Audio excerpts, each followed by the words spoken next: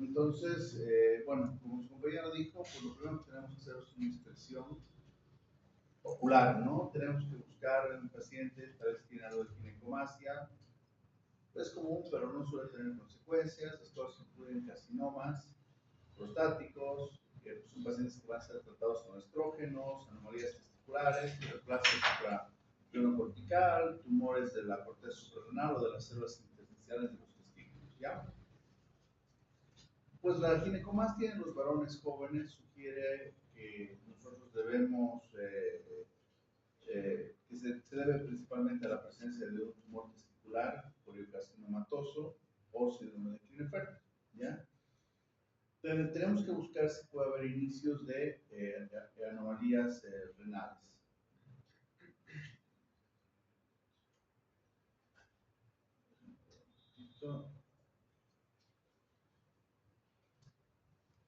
Ya, bueno, a la inspección, o sea, primeramente, ¿qué es lo que vamos a ver, no? A la inspección, primeramente, tenemos que ver la cavidad abdominal si es que hay algún tipo de abultamiento en la mitad superior o inferior del abdomen, ya el cual debemos ver si es blando, puede ser una hidronefrosis o que sea duro, ¿no? Que puede ser un tumor testicular. Debemos ver si hay edema en miembros inferiores, debemos ver todo ese tipo de cosas para ver que puede haber algún problema renal. ¿Okay? En la inspección, si el paciente tiene edema, puede ser principalmente por dos causas, puede ser un síndrome nefrítico o un síndrome nefrótico. ¿No? El síndrome nefrítico, pues, ustedes saben, es un proceso inflamatorio del glomero, lo que produce una disminución de la filtración glomerular, ¿no? Que pues, va a presentar retención de sodio y agua, ¿no? Se acompaña de hipertensión arterial e insuficiencia renal en grado, puede ser un grado variable, ¿no? Con oliguria y edema. Tenemos una triada aquí, que es la hematuria, proteinuria e hipertensión arterial. El síndrome nefrótico pues, va a ser el resultado del daño de los pequeños vasos sanguíneos, ya de los riñones que filtran los desechos y los excesos de agua de la sangre. Entonces, estos síntomas incluyen hinchazón alrededor de los ojos, edema prioritario, como vemos acá, y pues edema en los pies y en los tobillos, ¿no? Puede haber una orina espumosa y aumento del peso debido a la retención de líquidos, ¿no?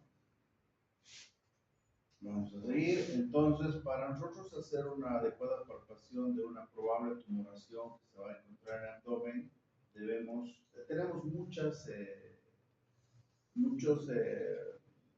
formas de hacerlo, ¿no? Entonces, acá vamos a ver la palpación bimanual o de Guión. Entonces, en esta palpación bimanual vamos a poner la mano no dominante o sea, el paciente primero va a estar en posición supina, ¿ya? Y vamos a poner la supina en una posición dura, ponemos la mano no dominante en la fosa renal, ¿ya? Y con la mano dominante debemos ponerla por debajo del surco costal, ¿no? Debemos empujar, como vemos en la imagen acá, hacer una presión de la fosa renal y apretar con la mano derecha para intentar agarrar el riñón, ¿no? Así palpar, presionar el riñón para ver si es que tiene se torna de bordes regulares o tiene un borde irregular, una masa, ¿no? Entonces, básicamente esa es la palpación bimanual de Guión. Hay muchas otras que son solamente variantes de esta, como vamos a ver en un momentito, ¿no? Habitualmente no está fácil palpar los riñones, mucho depende del paciente.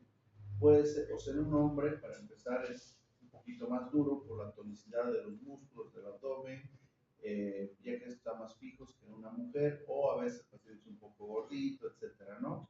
Y eso pues no ayuda bastante en la palpación, ¿ok? Además, nosotros saben que, bueno, tenemos algo que es la ecografía. Antes, o sea, cuando esto se hacía, pues no había la ecografía, que es ahora tan fácil, pero pueden encontrar ustedes en cualquier centro de salud, hospital o donde ustedes estén, ¿no? Y la mayor parte de los pacientes que van a consultar o que son diagnosticados con algún tipo de tumor renal, en este caso, pues van a consultar por cualquier otra patología, ¿no? Puede ser infección urinaria, dolor abdominal uso, qué sé yo, no se hace una ecografía y sorpresa, ahí está un tumor. Eso más o menos se da en más del 80% de los casos. Ya tenemos la maniobra de Israel. Obviamente esta solamente es una variante, como se mencionó. El paciente se coloca en decúbito lateral, ya sea derecho o izquierdo, de acuerdo al riñón que se va a estudiar, ¿no? Con las piernas ligeramente flexionadas y el médico se ubica en el lado dorsal del paciente, o sea, por detrás, con la espalda, con una mano en la región lumbar, igual, la mano no dominante, y con los cupejos de la otra mano en dirección ascendente. Se pide al paciente que inspire y la otra mano, la derecha, la dominante, se pone nuevamente, ¿no?, por debajo del reborde costal, ¿no? Y presionamos un poquito tratando de palpar el riñón en inspiración, ¿ok? ¿Por qué en inspiración? Porque los pulmones se distienden, el diafragma baja un poco, haciendo que los riñones también desciendan un poco, ¿vale? El peloteo renal es básicamente lo mismo. El paciente está en el cúbito dorsal, el examinador está en el lado opuesto más bien sería en el lado del examinar. Igual ponemos la mano no dominante en la fosa renal y la mano dominante por debajo del surco costal. Pero lo que aquí vamos a hacer, va a ser que el paciente que inspire y con la mano en la región, en la fosa renal, vamos a intentar empujar un poquito hacia arriba, ¿no? Para que, como su nombre lo dice, hacer como un peloteo, que el riñón rebote y nosotros poder intentar palpar de esa forma, ¿ok? La maniobra de Montenegro es básicamente lo mismo, pero el paciente va a estar en el punto ventral, ¿no? El examinador se va a colocar una mano en la región lumbar del riñón a examinar con los pulpos de los dedos índice medio y anular, contractando con el espacio osteomuscular. Con la mano en posición transversa por debajo del abdomen, el explorador realizará el levantamiento de esta forma, o sea, para nosotros, obviamente, nuevamente intentar tocar el riñón. Todo siempre va a ser en inspiración. La maniobra del Goelette, lo mismo, ¿no? El paciente va a estar parado sobre el miembro inferior, contraído al lado que se va a palpar, ¿no? Y el otro miembro va a descansar siempre flexionado, ¿no?, sobre una silla, una mesa, qué sé yo, ¿no? A fin de relajar todo ese sector, ¿no? Y entonces, lo mismo que hemos hecho con la primera maniobra de guión, ¿no? Exactamente lo mismo, pero con el paciente de pie, ¿ok? La maniobra de Petit, la única diferencia es que nosotros, en vez de ir a dar la vuelta con el paciente, lo único que vamos a hacer es la mano no dominante que se encontraba en la fosa renal, la vamos a dirigir por encima hacia la fosa renal, y la otra mano dominante igual por debajo del borde costal, ¿no? Es la única, son modificaciones nada más, ¿ya? Ahora la palpación bimanual de Glenard, ¿no? Esta va a consistir en colocar la mano izquierda abrazando la región lumbar con los 4 dedos por detrás, ¿no? Entonces estamos en la fosa renal, los 4 dedos y el pulgar por delante, como si fuera una pinza, ¿ya? La mano derecha sobre la pared anterior permite la exploración del borde inferior. Nuevamente, ¿no?, la mano derecha por debajo del borde costal. Entonces, esta maniobra de Glenard está descrita para descubrir las tosis y clasificarlas en grados, ¿no? Y tiene 3 tiempos: acecho, captura y escape. ¿Qué es la tosis palpebral? La tosis es cuando el riñón, o sea, no está muy fijo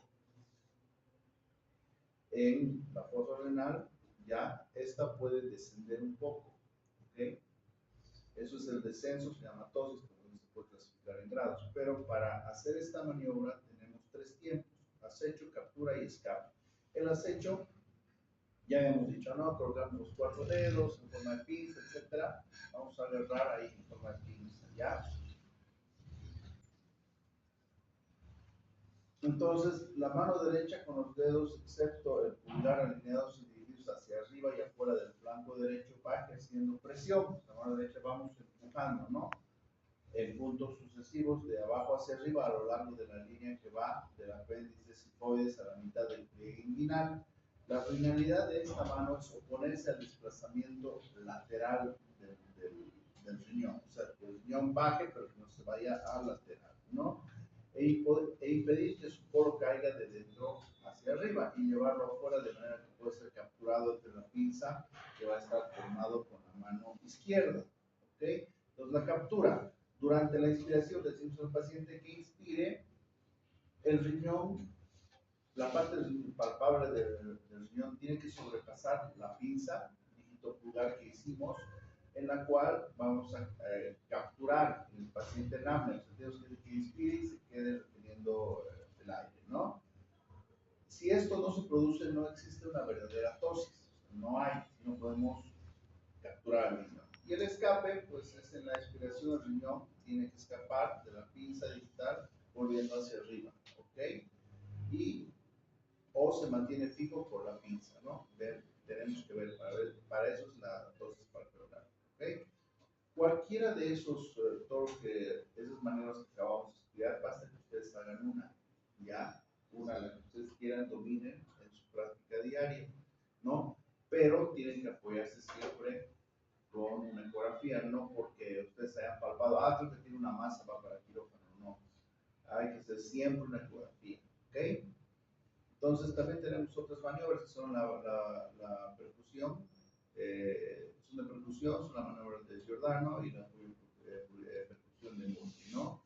Cualquiera de estas dos va a despertar o intensifica el dolor lumbar de origen capsular, ¿no? Se localiza, todos estos golpes que vamos a dar se localizan en un ángulo costovertebral, más por debajo de la unión de la doceava vértebra y la doceava, pues, por debajo de eso, ¿ok?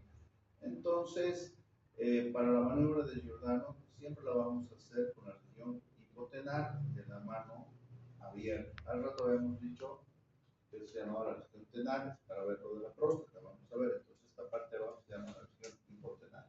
¿Ok? Entonces, la maniobra de Giordano, vamos a dar un pequeño golpe en la fosa renal, como si fuera un golpe de karate, con la mano abierta, no con la mano cerrada. Ya siempre con la mano abierta. ¿Ok? Con la región hipotenar. ¿Vale? Si despierta dolor, probablemente el paciente tiene nefritis o una infección urinaria, ¿no? O también puede haber algún tipo de obstrucción en penoturetis. Ya, y la percusión de Murphy, ¿no? La percusión, ¿no? Entonces debemos colocar la región palmar de los metacarpianos de la mano izquierda y golpear con el borde cubital con el puño cerrado, ¿no?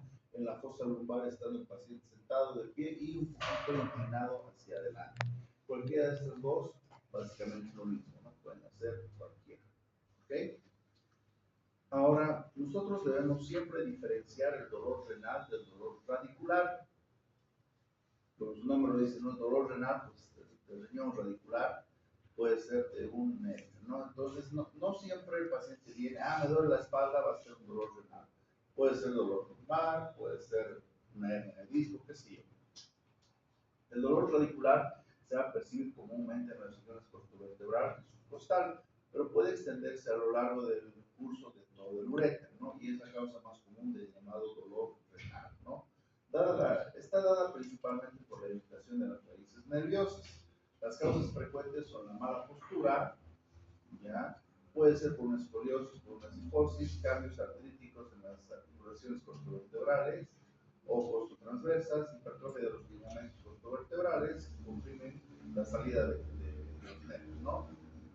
Y una hernia de disco también que va a afectar principalmente los segmentos entre D11 y L2. ¿Ya? La auscultación. No, la auscultación de las áreas costovertebrales de los cuadrantes abdominales superiores puede revelar un soplo sistólico que con frecuencia va a acompañar a la estenosis y al aneurisma de la arteria renal. Esto, obviamente, es como cuando ustedes escuchan los latidos cardíacos, ¿no? Dicen, a ver, pónganse el estetoscopio, va a escuchar el latido cardíaco, ¿escuchas el loop? Sí, pero aquí hay un soplo, ¿escuchas? Y no escucho nada. No escucho nada, no escucho nada. Es muy complicado ver esto, ¿no? Obviamente, si el paciente tiene un aneurisma de la arteria renal o una estenosis, pues ya es un problema bastante grave, ¿no? Sí hay que saber diferenciarlo, pero es muy complicado poder diagnosticarlo, perdón, con la auscultación. Ya eso se estudia principalmente en la tomografía. Se realiza, ustedes saben, la tomografía con puro TAC con contraste en su fase arterial para ver defectos en los vasos. ¿ya? Ahora, el dolor renal y el dolor ureteral.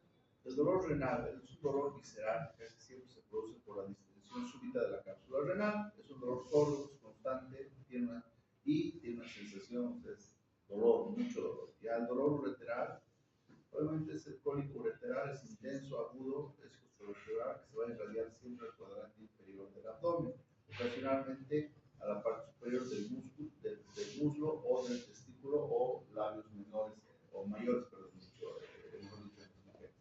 Ahorita vamos a ver en la siguiente imagen, ¿no? El dolor renal o ureteral. El dolor renal, vamos a ir por la espalda, es un dolor que va a estar en la fosa renal y va a ir en cinturón hacia el flanco ipsilateral, o sea, del mismo lado. Pero el dolor ureteral, ya hay una obstrucción del riñón. Esta del renal, perdón, volviendo atrás, el renal, solamente va a haber una obstrucción a la unión uretero biélica, ¿no? O sea, arriba. Entonces, pero el dolor ureteral, ya la obstrucción va a ser ya sea en el cuadrante superior, medio o inferior, o el tercio, mejor dicho, no superior, medio, inferior del urétero. Entonces nos va a dar otro tipo de patologías. Si está en el superior, nada más va a ser renal, no puede bajar en el medio ya a la fosa ilíaca y hacia izquierda o derecha, ¿no? Y si es inferior, pues puede llegar incluso, como habíamos dicho, a la parte del muslo o testicular, ¿no? El testículo del lado que está afectado y en las mujeres labios mayores. ¿Ok? Vamos a ver esto más detallado en litiasis, ahí sí es donde es característico todo ese tipo de dolor. Entonces, los puntos laterales tenemos el punto lateral superior, medio y inferior, es conocido también para ver algún tipo de obstrucción, entonces tenemos una palpación, ¿ya? Y lo que les había dicho hace rato, ¿no? Es la misma diapositiva. Cuando tenemos una obstrucción en esta unión, en la unión pielo-ureteral, el dolor va a ser siempre en la fosa renal y va a ir en cinturón hacia el flanco del mismo lado, hacia el flanco derecho y izquierdo, ¿no? Y poco a poco va a ir, si es que el dolor, ven ustedes, aquí llegamos al tercio medio del uréter, entonces el dolor va a ir a fosa ilíaca hacia izquierda o derecha, ¿no? Y si el dolor va al tercio inferior o al tercio inferior del uréter, pues el dolor va a llegar incluso hasta los labios mayores o testículos, ¿no? ¿Ok? Entonces, la vejiga, ¿cómo vamos nosotros a examinar la vejiga? ¿No? Una vejiga normal no puede palparse a menos que se haya medianamente distendido. Ustedes saben que una vejiga normal tiene más o menos un volumen entre 400 y 500 mililitros, pero para nosotros poder estudiarla, por lo menos tiene que tener como mínimo 150 mililitros de orina, ¿no? Podemos ver las únicas cosas que puede tener ahí la orina es una retención aguda de orina, ¿no? Está vaciando mal, un tumor, ¿no? Que puede a veces ser palpable cuando está muy grande, ¿no? Pudiendo obstruir los meatos y ocasionar una hidronefrosis, ¿ya? Y todo eso siempre va a venir acompañado de hematuria, ¿ok? Ahora, perdón, los testículos. Siempre que veamos, palpemos los testículos, primero tenemos que hacer una inspección, ¿no? Si el paciente no está, tenemos que ver si el paciente tiene o no tiene circuncisión, si el prepucio se retrae, no se retrae, si tiene una balanitis, si tiene una fimosis, si tiene una parafimosis, si el meato urinario es angosto, ¿por qué? Porque puede tener una disminución en el calibre de fuerza del chorro urinario solamente por estenosis del meato. Pues hay que ver, preguntarle cuánto les va al baño para ver si tiene una vejiga neurogénica o no, si tiene algún tipo de enfermedad de transmisión sexual, ¿no? Tiene unas úlceras, tiene secreción transuretral, no sé qué sé yo, ¿no? Todas esas cosas, ¿no? La posición del meato, si el meato ureteral está en el dorso, es una epispadia, si está en la parte ventral, es una hipospadia, o puede tener dos orificios ureterales, ¿no? Si es que hay un micropene o macropene, la palpación, tenemos que ver si puede existir la presencia de la enfermedad de la peyronie, que es la enfermedad de la peyronie, cuando hay una lesión en los cuerpos cavernosos, se llama una fractura, entonces hay un sangrado, eso va a cicatrizar formando una placa, eso va a hacer que el pene tenga una curvatura, ¿no? Ya sea arriba, abajo, izquierda, derecha, cualquier lado, ¿no? Que ver todas esas cosas, ¿ok? Entonces los testículos siempre deberán palparse cuidadosamente con ambas manos, ¿ya? Tenemos que ver si hay áreas endurecidas y ¿por qué? Porque probablemente puede ser un tumor de testículo, ¿no? Y obviamente tenemos que hacer una ecografía, y en la ecografía pues va a salir que el testículo no está comprometido, sí está comprometido, ¿ok? Tenemos que ver si puede haber, bueno, esto es para el tumor, tenemos que ver si hay un hidrocele, ¿no? Cuando hay un aumento de volumen a nivel escrotal, como los compañeros dijo, pues hacemos la prueba de transeliminación, solo es aplicar un poco de luz a través del testículo, o del escroto, perdón. Si es líquido, la luz va a pasar, la luz atraviesa líquidos, ¿no? Pero si es sólido, pues no va a pasar, no se ve. Entonces, nos estaría indicando que es un tumor. Como les he dicho a sus compañeros de grupo, ustedes saben qué marcadores tumorales se debe pedir a un paciente con sospecha de cáncer testicular. ¿Cuál? PSA no, pues para próstata, para testículo. Fracción beta de la hormona gonadotropina coriónica, LDHI, hay una más. Ya para la siguiente clase, la misma pregunta les he hecho, sus compañeros van a estudiar, ¿ya? Entonces, también debemos ver si es que hay o no una criptorquidia. ¿Qué es la criptorquidia? Es la falta de descenso del testículo hacia la cavidad escrotal, ¿no? Esto, como ven acá en la imagen, puede ser de diferentes grados y esto habitualmente siempre hay que controlar. ¿Por qué? Porque estos pacientes con criptorquidia son muy propensos a tener cáncer de testículo. Y el cáncer de testículo es muy agresivo. Si sale del testículo, el paciente probablemente tenga sus 6 meses de vida ya, pero si se lo detecta antes de que salga del testículo, pues tiene un porcentaje de curación del 95, un poquito más tal vez, ¿no? ¿Ya? Entonces el epidídimo, ¿no? ¿Cómo vamos a nosotros estudiar el epidídimo? Este epidídimo va a estar estrechamente unido a la cara posterior del testículo, mientras que en otras ocasiones va a estar bastante separado de él, ¿no? El epidídimo debe palparse cuidadosamente para averiguar si el tamaño, cómo es el tamaño, la consistencia, si está endurado o no está endurado. Tora, ¿dónde vas? Tora, ¿dónde vas? ¿Puedes ir al baño, por favor? Gracias. Puedes ir. O sea, no hay forma de decirles mucho, ¿no? O sea, quieren ir, digo, nunca les voy a decir que no, pero a la primera ya no sé, se olvidan, no sé, no entiendo. ¿Ya? Bueno, entonces nosotros debemos ver esta induración habitualmente del epidídimo. Es consecuencia de una epididimitis, ¿ok? Solamente hay que dar el tratamiento y el epidídimo o a nivel testicular va a tener una induración. Nosotros le podemos dar un tratamiento de 7 a 10 días, ¿ya? Y habitualmente después del tratamiento el paciente ya está sintomático, pero sigue indurado, está duro. Entonces nosotros tenemos que decir que probablemente esa induración le dure entre 1 mes y medio a 2 meses, ¿no? Para que se vuelva nuevamente blando o como estaba antes, ¿ya? En la parte femenina, ¿no? Tenemos que hacer un examen vaginal. Las enfermedades del aparato genital femenino pueden afectar de manera secundaria a otros órganos, ¿no? En recién nacidas y la niñez en especial hay que inspeccionar el vestíbulo vaginal en busca de una abertura única, que es un seno urogenital común, ¿no? Puede haber una fusión labial, puede haber una segmentación del clítoris, falta de fusión entre la horquilla anterior, que es una pares, ¿no? El clítoris hipertrófico, escrotización de los labios mayores, ¿no? También tenemos que ver si puede haber o no la probabilidad de que el paciente pueda presentar cáncer cervicuterino, ¿no? Este cáncer cervicuterino puede haber infiltrado la vejiga. Si ha infiltrado la vejiga, probablemente allá está imagen, que es una hidronefrosis secundario a, bueno, además de un hidroureter, ¿no? ¿Por qué? Porque no está dejando pasar la orina, entonces va a haber hidronefrosis, la creatinina va a empezar a elevarse en el paciente, ¿no? O directamente va a ingresar, infiltrar a la vejiga, ¿no? O también puede infiltrar al recto. ¿Por qué? Porque está el útero, la vejiga está encima y por abajo está el recto, ¿no? Hay que hacer una colonoscopía, ¿ya? Para ver si no está infiltrado, ¿no? Principalmente los pacientes, pues, con esta colonoscopía están con estreñimiento, ¿no? Lo que había dicho compañero, el tacto rectal, ¿no? Es de gran importancia ¿Para qué? Para cuando nosotros tenemos algún tipo de duda, cuando le hemos hecho un antígeno prostático pues, y sale elevado, debemos hacer un tacto rectal. ¿No? Su compañero dijo que es lo principal, desde que iniciamos el tacto rectal, debemos ver cómo está el tono del esfínter, ya, está normotónico, hipertónico, hipertónico, qué sé yo, ¿no? Una vez que ingresamos, debemos buscar, por ahí hay una, ¿qué es? Un hemorroide, una masa, no sé, todo debemos anotarlo, ¿no? Una vez que ingresamos, lo primero que vamos a sentir es la temperatura.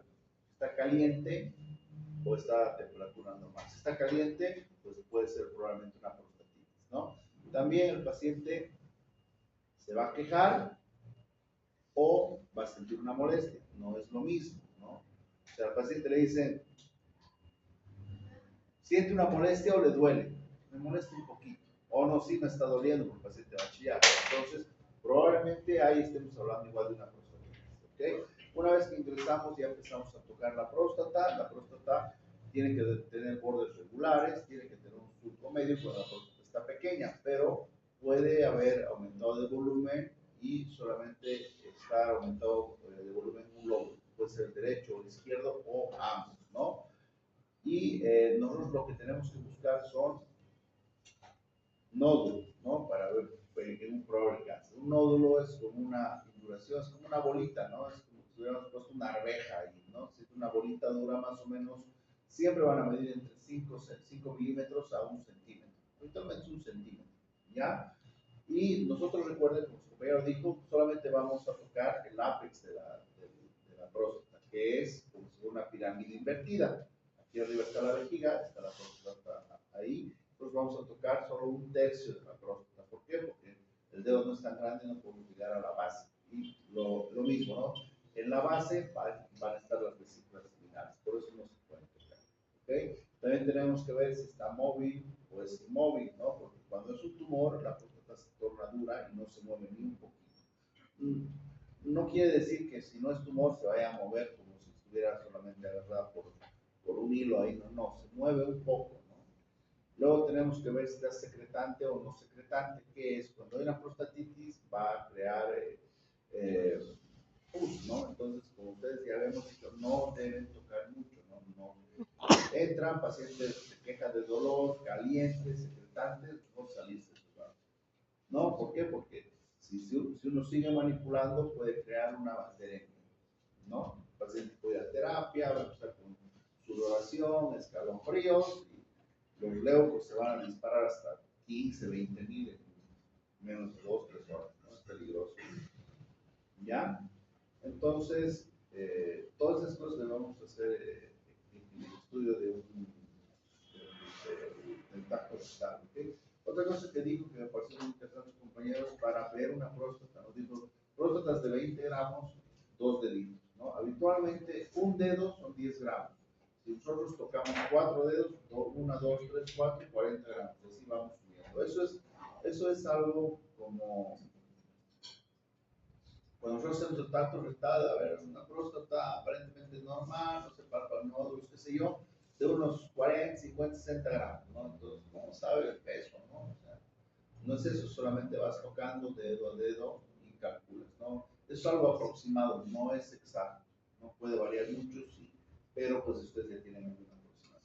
Ahora, las posiciones en que vamos a hacer el tacto rectal, de cúbito supino, la 1, de cúbito lateral izquierdo, posición genopectoral y la bipedestación. Cualquiera de esas posiciones se puede realizar el tacto rectal.